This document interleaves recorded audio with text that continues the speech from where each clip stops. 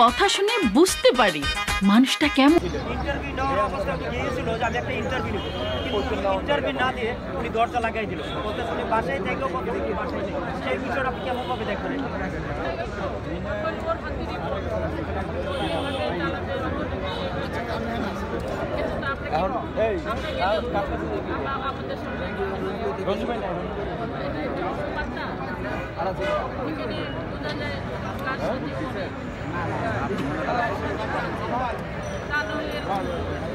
আরেকটা জিনিস আপনাদের পেলে দেখি যে আপনার 95 চেক ওনার ছিল, সেই টাকাটা ওনার অ্যাকাউন্টে ছিল, টাকাটা গেল সেই বিষয়টা আপনারা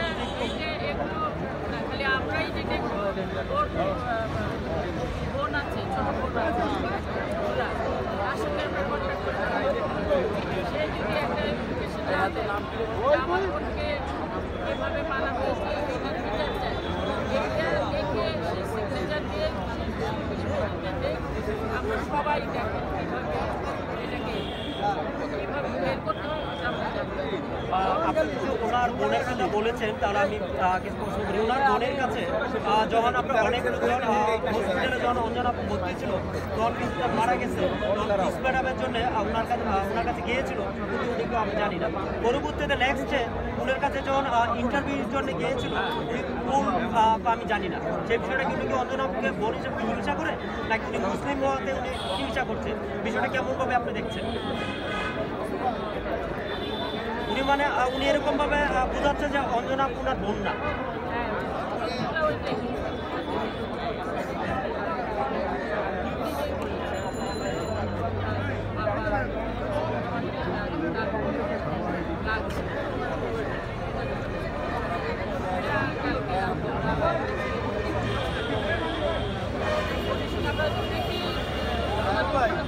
সকালে প্রোগ্রাম